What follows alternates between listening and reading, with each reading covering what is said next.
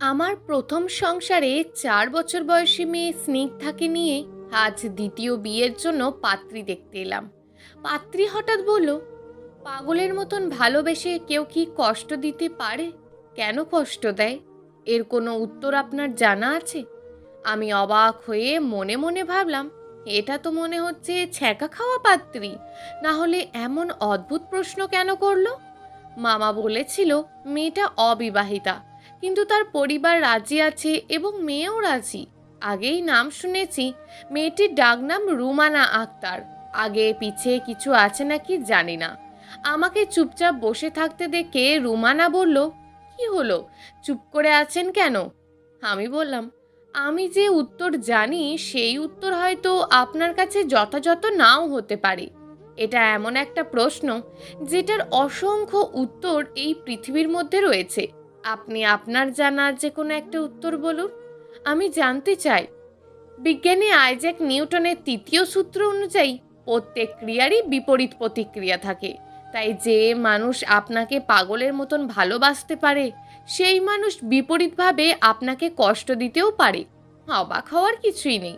এটা কেবল সূত্র অনুযায়ী বললাম। মানুষের উচিত কাউকে ভালোবেসে তার কাছ থেকে যতটা ভালোবাসা পাবে, ঠিক তার চেয়েও বেশি কষ্ট পাওয়ার মানসিক প্রস্তুতি গ্রহণ করা। রুমানা আমার দিকে তাকিয়ে রইল অপলক।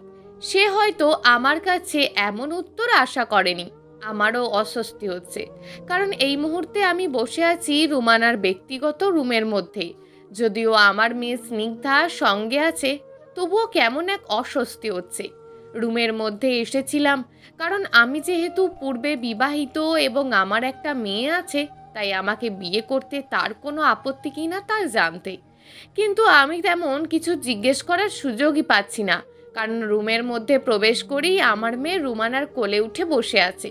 আমি বললাম, আপনি নিশ্চয়ই জানেন আমার আগের স্ত্রী ছিল এবং তার সন্তান আপনার কোলে বসে আছে, কিন্তু তবুও আপনি আমাকে বিয়ে করতে রাজি হয়েছেন, এটা অস্বাভাবিক লাগে। আমার কোনো সমস্যা নেই, মা বাবার বেশ পছন্দ আপনি। তাছাড়া আমি একজনকে 6 বছর ধরে ভালোবাসি। তার সঙ্গে সকল সম্পর্ক শেষ হয়ে গেছে, তাই এখন পৃথিবীর যে কোনো ছেলেকে আমি বিয়ে করতে পারবো। সত্যিই কি সম্পর্ক শেষ, নাকি মা বাবার কোনো চাপে আপনি রাজি হয়েছেন? দুটোই। মা বাবা আরও 4 বছর আগে বিয়ে দেওয়ার চেষ্টা করেছে, কিন্তু আমার জন্য সেটা সম্ভব হয়নি। কিন্তু এখন যেহেতু সম্পর্ক নেই, তাই আর মা বাবাকে টেনশনে অস্থির করাতে চায় না। তাহলে আপনার কোনো আপত্তি নেই? না, আমি কিন্তু স্ত্রী চাই না। আমার মায়ের জন্য একটা মেয়ে আর আমার সন্তানের জন্য একটা মা চাই। বছরের 365-র মধ্যে 364 দিন আপনি আমার সঙ্গে একসাথে না থাকলেও আমার কোনো সমস্যা নেই। আমি আপনার মেয়েকে নিয়ে খুব আরামসে থাকতে পারবো। তাহলে বাকি একটা দিন? ওটা আপনার মেয়ের জন্মদিন থাকবে, তাই সেই রাতটা আমরা তিনজনে একসঙ্গে ছাদে দাঁড়িয়ে বা বসে কিংবা গল্প করে কাটিয়ে দেব। স্নিগ্ধা রাত 10টার সঙ্গে সঙ্গে ঘুমিয়ে যায়। তার পৃথিবীর সকল ব্যস্ততা রেখে আমাকে রাত 10টার আগে বাসায় ফিরতে হয়। সমস্যা নেই, আমার কোলে ঘুমিয়ে থাকবে, আর আপনি আর আমি সেভাবেই সারা রাত গল্প করে পার করব। কারণ সেই রাতে ওর আম্মু আকাশ থেকে ওকে দেখবে। আমি আমার মৃত সতীনকে দেখিয়ে দেব তার সন্তানকে কতটা ভালোবাসা দিয়ে আগলে রেখেছি। আমি তখন চুপচাপ মাথা নিচু করে দাঁড়িয়ে রইলাম, কারণ মনটা খারাপ হয়ে গেছে। রুমানা বলল, সরি, মাফ করবেন। কেন? আপনার মা আমাকে বলেছিল আপনি নাকি আপনার স্ত্রী মারা গেছে এটা কারোর মুখে শুনতে পারেন না। আমার মনে ছিল না, সত্যি বলছি, আর কোনোদিন হবে না। আচ্ছা ঠিক আছে, এবার স্নিগ্ধাকে নামিয়ে দেন, আমরা বাইরের ঘরে চলে যাচ্ছি। কথাবার্তা সব ঠিক হোক তাহলে। আর আপনার যদি কোনো সমস্যা থাকে তাহলে দয়া করে বিয়ের আগ মুহূর্তে হলেও জানাবেন। স্নিগ্ধা এখন আমার সঙ্গে থাকবে, আপনি গিয়ে তাদের সাথে কথা বলুন। রাতে খাবার খেয়ে তারপর যাওয়ার সময় মেয়েকে নিয়ে চলে যাবেন। মানে কি এসবের? একটা কথা বলবো আদনান সাহেব। বলুন। আপনার আমার দুজনের বিয়ে হলে কিন্তু তখন দুজনেরই লাভ হবে। কীরকম? এই ধরুন, আপনি এখন আপনার স্ত্রীকে প্রচুর ভালোবাসেন, তাই দ্বিতীয় কাউকে নিজের কাছে টানতে পারছেন না, এদিকে আপনার মা খুব অসুস্থ, তাই আপনার মেয়েকে দেখা তো দূরের কথা, তিনি নিজেই কষ্টে আছেন। তাই বাধ্য হয়ে বিয়ে করবেন ঠিকই, কিন্তু মনের মধ্যে সেই প্রথম স্ত্রী নাজমা আক্তার। তো এদিকে আমিও একজনকে ভালোবাসি, আর তাকে ছাড়া কাউকে বিয়ে করতে পারবো ঠিকই, কিন্তু মনের মধ্যে বসাতে পারবো না। কিন্তু একদিন ঠিকই কাছে টানতে হবে, কারণ মেয়েদের মাতৃত্বের লোভ অনেক। কিন্তু আপনার সঙ্গে বিয়ে হলে আমি আমার মতন থাকবো, আর আপনি আপনার মতন।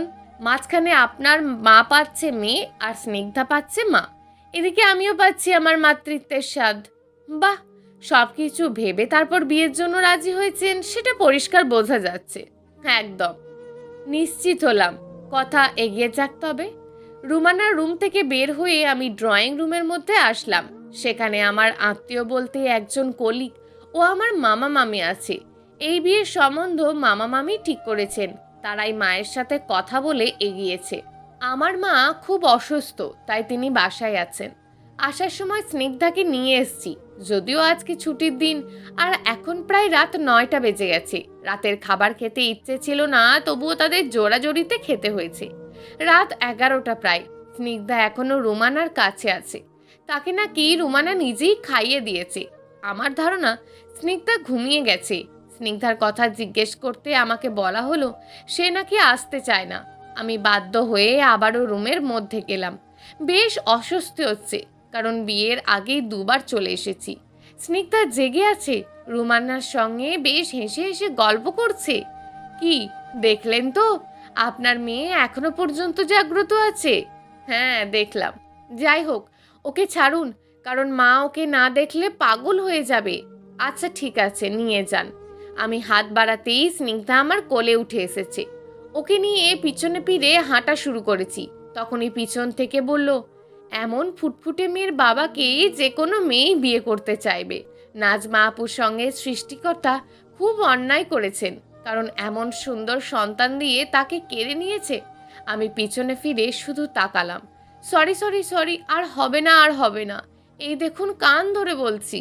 সত্যি সত্যি রুমানা 2 হাত দিয়ে কান ধরে নাকমুখ বিকৃত করলো। স্নিগ্ধা হেসে দিল। আমিও আস্তে আস্তে রুম থেকে বের হয়ে গেলাম। এই শহরেই আমার 4তলা একটা বাড়ি আছে। আমার ব্যক্তিগত প্রাইভেট কারে করেই আমি আর স্নিগ্ধা রোড দিয়ে যাচ্ছি। মামা মামি চলে গেছে সিএনজি করে। কলিগের বাসা আগে, তাই সে নেমে চলে গেছে বাসে করে। স্নিগ্ধা এখনো জেগে আছে। রুমানা তাকে কি কি গল্প বলেছে সেগুলো বলছে। আমি ওর সঙ্গে হাসতে লাগলাম। রাস্তা প্রায় ফাঁকা। হঠাৎ করে আমার গাড়ির সামনে একটা মেয়ে এসে দাঁড়ালো। আমি দ্রুত ব্রেক ঘুরিয়ে পাশ কাটিয়ে নিলাম, কিন্তু তবুও সামান্য ধাক্কা লেগে গেছে। আমি দূরে গিয়ে তাড়াতাড়ি গাড়ি দাঁড় করিয়ে স্নিগ্ধাকে সঙ্গে নিয়ে নামলাম। আশেপাশের মানুষ যারা ছিল দৌড়ে এসেছে, কিন্তু কেউ ভয়ে কিছু করছে না। আমার মেয়ে অলরেডি আহত হয়ে পড়ে থাকা সেই মেয়েটার দিকে ঝুঁকে পড়েছে। আমি তখন দাঁড়ান বলে লোকেদের দূরত্ব বজায় রাখতে বললাম। হঠাৎ করেই আমার স্নিগ্ধা চিৎকার করে বলল, আম্মু আম্মু, বাবা দেখো, এটা তো আম্মু শুয়ে আছে। আম্মু, তুমি ব্যথা পাইছো? তুমি পড়ে গেলে কিভাবে আম্মু? আমি স্নিগ্ধার কথা শুনে মেয়েটার মুখের দিকে তাকিয়ে নিজেও অবাক হলাম। সত্যিই তো, এটা আমার স্ত্রী নাজমার চেহারা। আমি দ্রুত তার দিকে তাকিয়ে মাথাটা হাতে নিয়ে বললাম, আপনার নাম কি প্লিজ বলবেন? মেয়েটার কপাল থেকে রক্ত বের হচ্ছে। মুখের দিকে ঠোঁট মনে হয় কেটে গেছে, কারণ কপাল ও মুখের রক্তে সম্পূর্ণ চেহারা লাল হয়ে গেছে। এই সামান্য কয়েক সেকেন্ডের মধ্যে মেয়েটা তার রক্তে ভেজা চেহারার ছলছল চোখে তাকিয়ে বলল, আমার নাম বৃষ্টি। শিশু হাসপাতালে আমার এক পরিচিত বন্ধু আছে। আহত মেয়েটাকে গাড়িতে তুলে নিয়ে সেখানেই রওনা দিলাম। ডাক্তার বন্ধুকে কল দিয়ে জানালাম সে বাসায়, তবুও তাড়াতাড়ি হাসপাতালে আসার জন্য বললাম। আমার যে কলিগ গেছিল রুমানাদের বাসায়, তাকেও কল দিয়ে হাসপাতালের সামনে যেতে বললাম। স্নিগ্ধা ওই আহত মেয়েটার দিকে তাকিয়ে আছে, নিজের মনে কথা বলে যাচ্ছে। তোমার কি কষ্ট হচ্ছে আম্মু? তুমি কথা বলো না কেন? আমাকে রেখে কোথায় গিয়েছিলে? তুমি নাকি আকাশে থাকো? আমি তো তোমাকে আকাশে তাকিয়ে খুঁজি। বৃষ্টি নামের মেয়েটা অজ্ঞান হয়ে গেছে। স্নিগ্ধা আমার দিকে তাকিয়ে বলল, বাবা, আমার আম্মু কথা বলে না কেন? আমি বললাম, মামনি, এটা তোমার আম্মু নয়। তোমার আম্মুর মতন দেখতে, কিন্তু আম্মু নয়। কি বলো বাবা? আমাদের বাসায় আম্মুর যে ইয়া বড় ছবিটা আছে, সেখানে তো আমার এই আম্মুকেই দেখেছি আমি। না মা, সেটা তোমার আম্মুর ছবি, কিন্তু ইনি সেই আম্মু নন। তোমার আসল আম্মু সত্যি সত্যি ওই আকাশে থাকে। তুমি যদি এখন তাকে রেখে এই আন্টিকে আম্মু ডাকো, তাহলে তোমার আম্মু আকাশ থেকে তোমাকে দেখে কষ্ট পাবে। তাহলে আর ডাকবো না। আচ্ছা বাবা, আমার আম্মু সব কিছু শুনতে পেলে সে আমার কাছে আসে না কেন? আমি তো সব সময় দাদির সঙ্গে জিজ্ঞেস করি আম্মুর কথা। এবার আমার চোখেও পানিতে পরিপূর্ণ হয়ে গেল। নাজমার মৃত্যু আজও মেনে নিতে পারিনি। স্নিগ্ধা সব সময় আম্মুর জন্য পাগল, কিন্তু তাকে তো বোঝানো অসম্ভব তার আম্মু আর আসবে না। একটা দীর্ঘশ্বাস ছেড়ে শুধু মনে মনে ভাবলাম, নাজমা, তুমি কেন এত স্বার্থপর হলে? কথা ছিল অনেক বছর একসাথে থাকার, কিন্তু কেন এমন হলো? গন্তব্যে পৌঁছে সেখান থেকে হাসপাতালে গেলাম। অফিস কলিগ ও আমার ডাক্তার বন্ধু দুজনেই দাঁড়িয়ে অপেক্ষা করছে। আমি গাড়ি দাঁড় করাতেই নার্স ডাক্তার সবাই মিলে ধরাধরি করে মেয়েটাকে নামালো। অফিস কলিগে থাকতে বলে আমি স্নিগ্ধাকে বাসায় রওনা দিলাম। ওকে বাসায় রেখে আবার আসতে হবে, না হলে স্নিগ্ধাকে নিয়ে একটু সমস্যা হবে। বাসায় ফেরার পথেই স্নিগ্ধা ঘুমিয়ে গেছে। আমি বাসার সামনে গাড়ি রেখে ওকে নিয়ে বাসায় গিয়ে নক করলাম। কাজের মহিলা দরজা খুলে দিল। আমি স্নিগ্ধাকে নিয়ে ভিতরে গিয়ে নিজের রুমে ওকে শুইয়ে দিলাম। তারপর মায়ের রুমে গিয়ে দেখি তিনি বসে আছেন বিছানায়। মা বলল, কিরে এত দেরি হলো যে, আমার আপুটা কোথায়? মা, তোমার আপু ঘুমিয়ে গেছে, আমি একটু বের হচ্ছি, আর আসতে দেরি হতে পারে। একটা মেয়ে আমার গাড়ির সঙ্গে অ্যাক্সিডেন্ট করেছে, তাই তাকে হাসপাতালে ভর্তি করা হয়েছে। বলিস কি? সেই মেয়ের এখন কি অবস্থা? আর তোরা ঠিক তো? আমরা দুজন ঠিক আছি, কিন্তু সেই আহত মেয়ে বেশ জখম হয়েছে গো। তাকে আমি শিশু হাসপাতালে রেখে এসেছি। আমার বন্ধু ডক্টর পারভেজ আছে। আচ্ছা, সাবধানে যাস তাহলে। আচ্ছা ঠিক আছে মা, তুমি রাতের খাবার পর ওষুধ খাইছো সব? হ্যাঁ হ্যাঁ। হাসপাতালে ফিরলাম আবারও। পারভেজকে বললাম, কি অবস্থা এখন? সমস্যা নেই, ঠিক হয়ে যাবে, তবে কালকে সকালবেলা বা বিকেলে কিছু রক্ত লাগবে। প্রচুর রক্ত বের হয়েছে, কপাল কেটে গেছে, ঠোঁটে সেলাই করতে হয়েছে 3টে, জিহ্বাও কেটে গেছে। এখন কোথায় সে? কেবিনে নেওয়া হয়েছে। আমি একটা নার্সকে সবসময় থাকার জন্য বলেছি। সে আত্মীয়ের মতোই যত্ন নেবে, তবে তাকে আলাদা করে কিছু টাকা দিস, তাহলে ভালো হবে। ধন্যবাদ বন্ধু। আমি তো জানি তোর তেমন কেউ নেই, আর আপাতত হয়তো ওই মেয়েটার আত্মীয় স্বজনও কেউ আসেনি। তুই বরং আগামীকাল ওনার সাথে কথা বলে তার পরিবারের লোকজনকে খবর দেওয়ার ব্যবস্থা করিস। এখন কি দেখা করতে পারবো? দরকার নেই, ঘুমের ইঞ্জেকশন দিয়ে দিয়েছি, কারণ নাক মুখে আঘাত লেগেছে, তাই ব্যথা তীব্র গতিতে সরিয়ে যাচ্ছে শরীরে। তাহলে কালকে সকালে অফিস যাওয়ার সময় দেখা করতে আসবো। আচ্ছা ঠিক আছে। আর তোর সঙ্গে টাকা থাকলে ক্যাশ কাউন্টারে বিলটা পরিশোধ করে যা, না হলে পরে করিস। আমি বলে দিয়েছি সমস্যা হবে না, তবে থাকলে দিয়ে যা। কাউন্টারে টাকা দিয়ে হাসপাতাল থেকে বের হয়ে গেলাম। পারভেজ চলে গেছে বাসায়, কাছেই ওর বাসা, তাই হেঁটেই চলে গেছে। আমি আমার কলিগকে পৌঁছে দিয়ে নিজেরও বাসায় ফিরলাম। বাসায় ফিরে বারবার মনে হচ্ছিল একবার দেখে আসা দরকার ছিল মনে হয়। সকাল 9:30। কেবিনে বৃষ্টি মেয়েটার সামনে বসে আছি। চোখ মেলে তাকিয়ে আছে আমার দিকে। চোখের দিকে তাকিয়ে মনে হচ্ছে কিছু বলতে চায়, কিন্তু ঠোঁটে সেলাই করা, তাই মুখ দিয়ে কিছু বলতে পারছে না। আমি বললাম, আসলে আমি রাতের ঘটনার জন্য দুঃখিত। আমার জন্য আপনাকে এখন কষ্ট করতে হয়েছে। আপনি আপনার পরিবারের ঠিকানা দিতে পারবেন? তাহলে আমি তাদের খবর দেব। মেয়েটা মাথা নেড়ে না বলে দিল। বললাম, আপনি বরং বিশ্রাম করুন। আমি আজ বিকেল 5টার পরে অফিস ছুটি হলে আসব।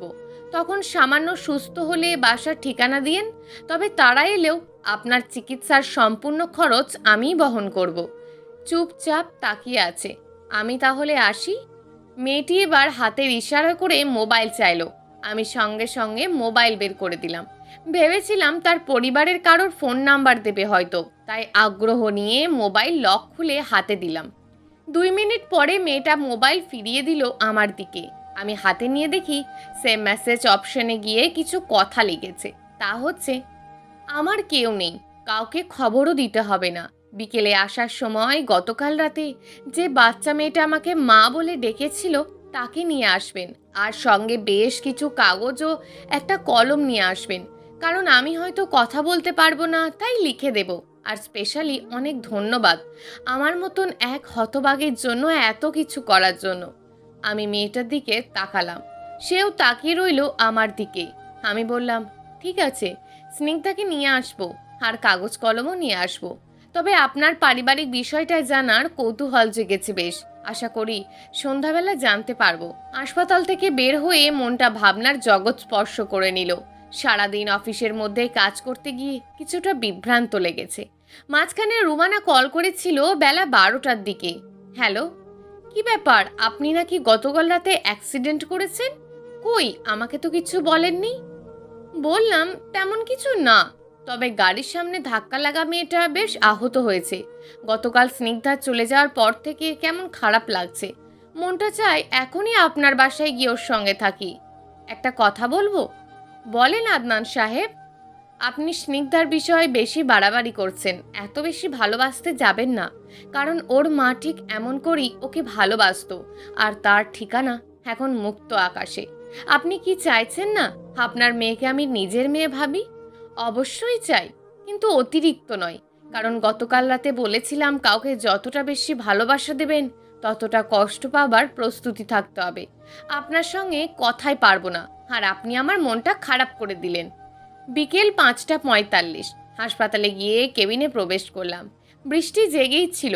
আমাকে দেখে নিজের দিকে তাকিয়ে কিছুটা শিওর হলো কাপড় চোপড় সব ঠিক আছে কিনা। তারপর আমার দিকে তাকিয়ে পিছনে চোখ ঘোরালো। নিশ্চয়ই স্নিগ্ধাকে খুঁজে বেড়াচ্ছে। বললাম, অফিস থেকে সরাসরি এসছি, আর স্নিগ্ধা মানে আমার মেয়ে বাসায়। আমার বাসায় গিয়ে তারপর ওকে নিয়ে আপনার সঙ্গে আবার দেখা করাতে আসবো। মেয়েটার মন খারাপ করেছে। আমি তার সামনে চেয়ারে বসে সদ্য কিনে আনা ডায়েরি বের করে দিলাম। বললাম, এবার বলেন, আপনার পরিবারের সবাই কোথায় আছে? আপনার বাবা মা, কিংবা যদি বিয়ে করে থাকেন তাহলে স্বামীর নাম্বার দেন, আমি যোগাযোগ করে আসতে বলি। মেয়েটা সেই লেখা পড়ে লিখল, গ্রামের বাড়িতে ভাই ভাবি আছে, মা বাবা মারা গেছে অনেক আগেই। বিয়ে হয়েছিল, কিন্তু তার সঙ্গে ডিভোর্স হয়ে গেছে। এখন আমি একা। লেখাটি পড়ে হতবাক হলাম। তার দিকে তাকিয়ে রইলাম, কিন্তু সে তাকিয়েছে অন্যদিকে। তাহলে কি কাউকে ডাকার মতন পাবো না? সে লিখল, না, পাবেন না। চিন্তা করবেন না, আমি সুস্থ হলেই চলে যাব। আপনি কিছু মনে না করলে একটা কথা জিজ্ঞেস করতে চাই। হ্যাঁ, করুন। আপনি দেখতে অনেক সুন্দরী, আপনার সঙ্গে আপনার স্বামীর ডিভোর্স কেন হলো? লিখল, সুন্দরী হলেই সংসার করা যায় না। আমার মা হওয়ার ক্ষমতা নেই, কোনোদিন মা হতে পারবো না, তাই আমাকে রেখে তাদের লাভ কি? সামান্য 3টে লাইন, কিন্তু তা থেকে চোখ সরাতে পারছি না।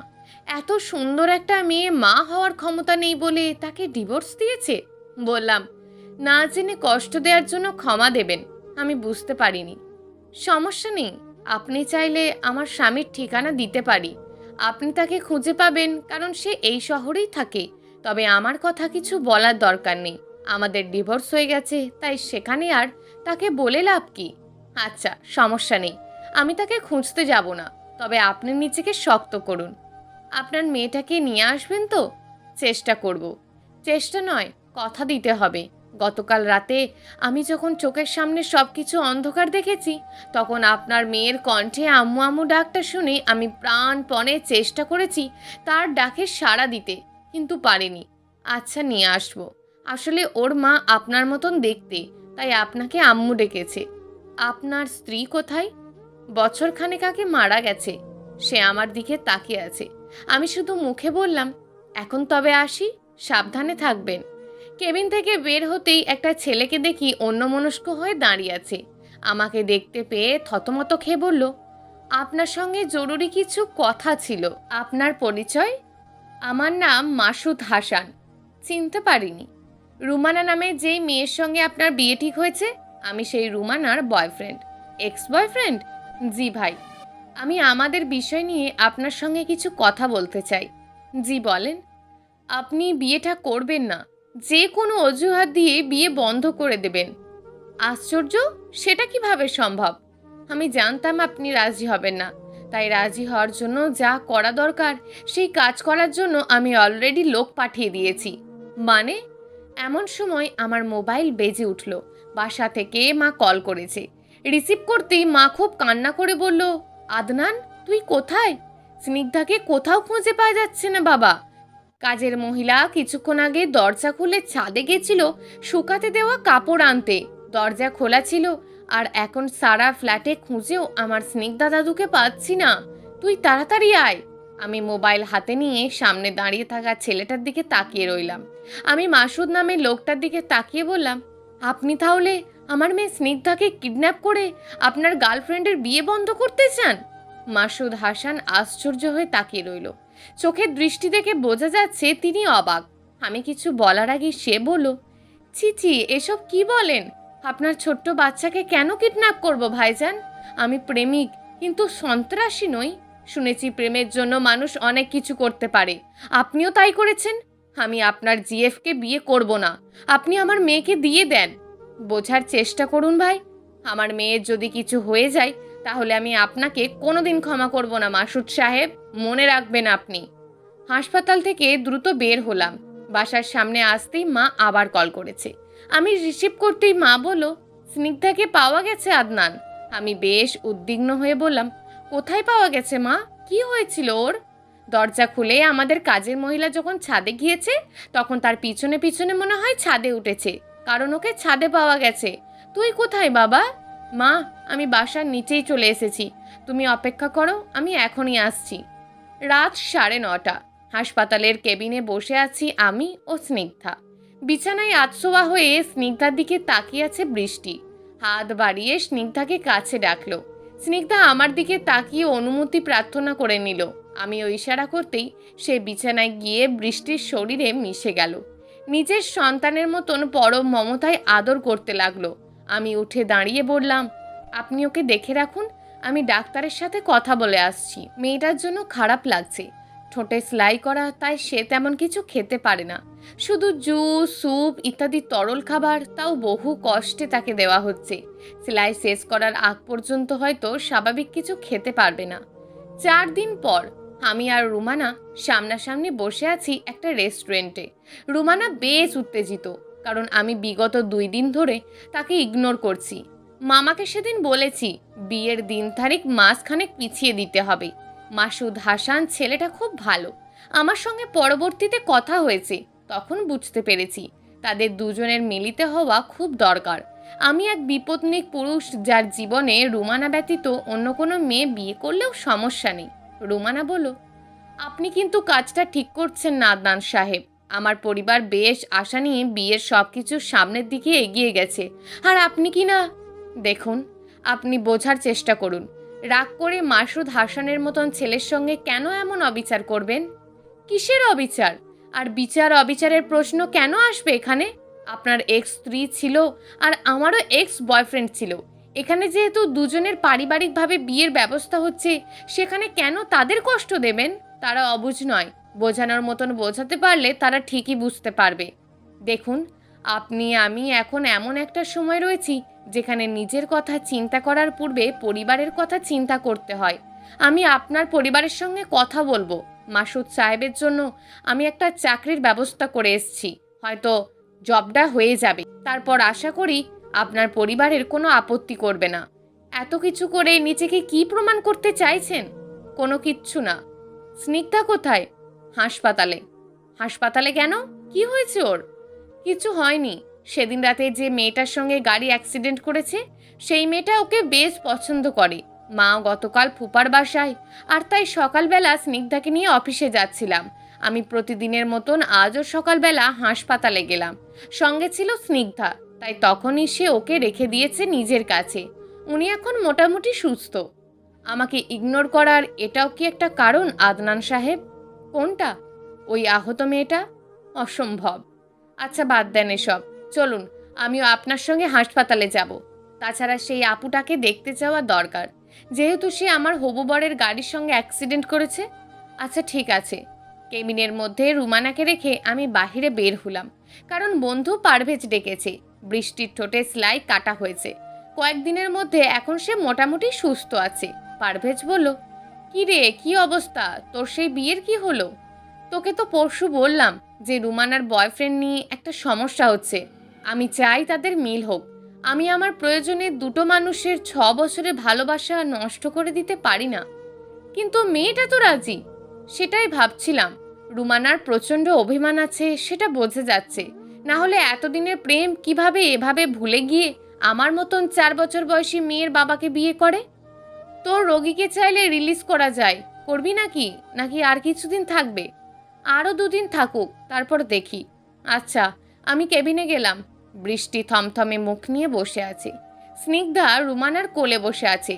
সবাই কেমন চুপচাপ হয়ে গেল কেন? রুমানা বলল, আমি তাহলে আসি। আপনি কি স্নিগ্ধাকে বাসায় নিয়ে যাবেন? হ্যাঁ, মা এসে গেছে বাসায়।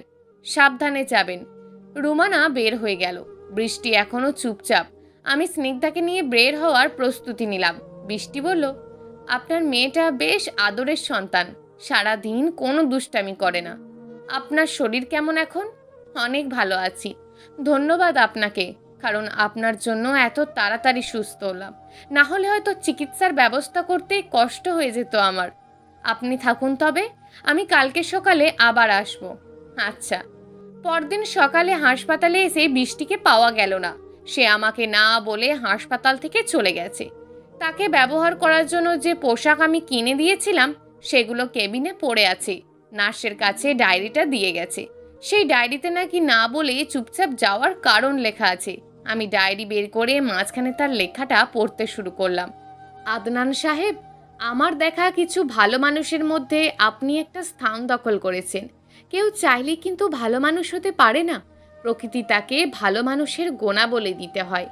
না বলে চুপচাপ পালিয়ে গেলাম, কারণ আমি চাই না আমার জন্য আপনার ভবিষ্যৎ জীবনে কোনো বাধা আসুক।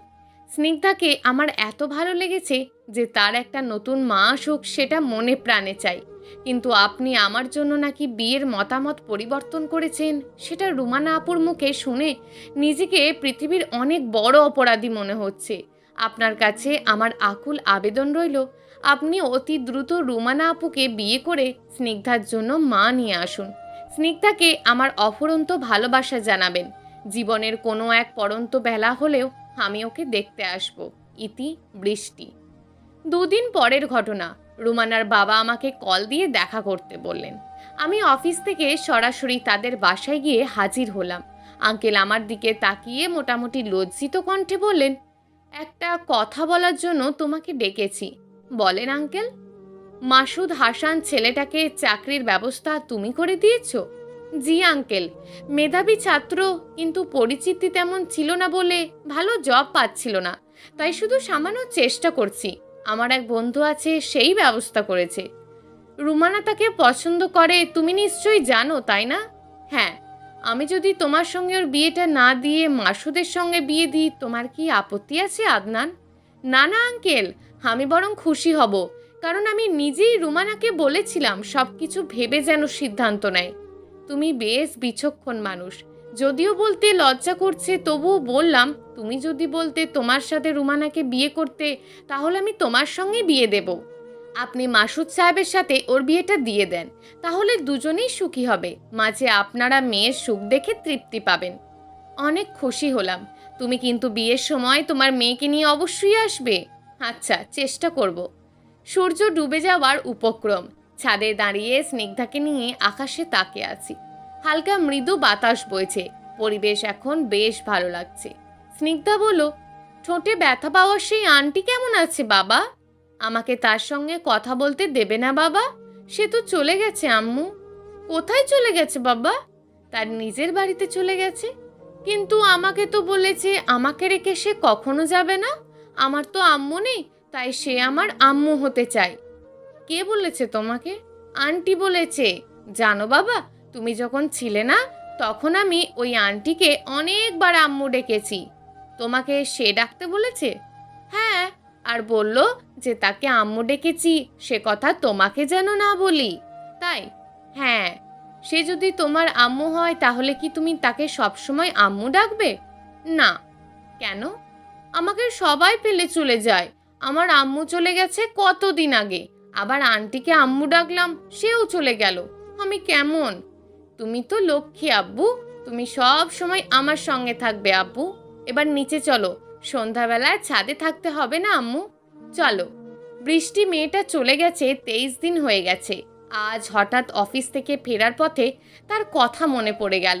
সে যখন হাসপাতালে ভর্তি ছিল তখন প্রত্যেক দিন এই সময়ে হাসপাতালে দেখা করতাম। মেয়েটার মনে কত কষ্ট, কোনোদিন সন্তানের মা হতে পারবে না বলে নিজের হাতে গড়া সংসার থেকে বের হতে হয়েছে। বাসায় ফিরলাম কিছুক্ষণ পর, কলিং বেল টিপ দিয়ে দাঁড়িয়ে আছি। একটু পরে দরজা খুলে গেল। ভিতরে প্রবেশ করতে গিয়ে সামনে তাকিয়ে দেখি স্নিগ্ধাকে কোলে নিয়ে বৃষ্টিকে দাঁড়িয়ে থাকতে দেখে চোখ কপালে আমার। বৃষ্টি এখানে কিভাবে? তার কোলে স্নিগ্ধা বসে আছে, যার চোখে আনন্দ ধরে না। আমি অবাক অবস্থায় ভিতরে প্রবেশ করে তার দিকে তাকিয়ে রইলাম। বৃষ্টি বলল, কি দেখছেন? আপনি আমার বাসায়? কেন আসতে পারি না? কিন্তু ভয়ের কিছু নেই সাহেব, আমি এখানে কারোর বউ হতে আসিনি, আমি স্নিগ্ধার মা হতে এসছি, বুঝতে পারছেন? না, বুঝতে হবে না, ফ্রেশ হয়ে আসুন, তারপর নাস্তা করবেন। রুমের মধ্যে গিয়ে মোবাইল বের করলাম। স্ক্রিনে পারভেজের নাম্বার থেকে অনেকগুলো কল। মোবাইল সাইলেন্ট করে আর কাটা হয়নি। তাড়াতাড়ি কল ব্যাক করে রিসিভ করার অপেক্ষা করছি। পারভেজ বলল, কি রে, সেই বিকাল থেকে কল দিচ্ছি আর তুই রিসিভ করিস না? মোবাইল সাইলেন্ট করা ছিল। আজকে বিশাল কাণ্ড হয়ে গেছে। কি? তোর সেই রুগী এসেছিল বিকেলে, তারপর তোর নাম্বার আর ঠিকানা নিয়ে চলে গেল। আমি তখন তোকে অনেকবার কল দিলাম, কিন্তু তুই তো রিসিভ করিসনি। আচ্ছা, বুঝতে পারছি, তার মানে তোর কাছ থেকে ঠিকানা নিয়ে আমার বাসায় এসছে। তার মানে সে এখন তোর বাসায়? হ্যাঁ। কি জন্য গেল জানি না, তবে বলল যে বউ হতে আসেনি, স্নিগ্ধার মা হতে এসেছি। বাহ, তারপর? তার আর পর নেই, যদি হয় তাহলে পরে বলবো তোকে। আচ্ছা। রুমের বাতি বন্ধ করে ব্যালকনিতে দাঁড়িয়ে আছি নিঃশব্দে। নাজমার কথা বেশ মনে পড়ে গেল। সে যদি অকালে চলে না যেত তাহলে আমার সঙ্গে এরকম একটার পর একটা ঘটনা কি ঘটতো?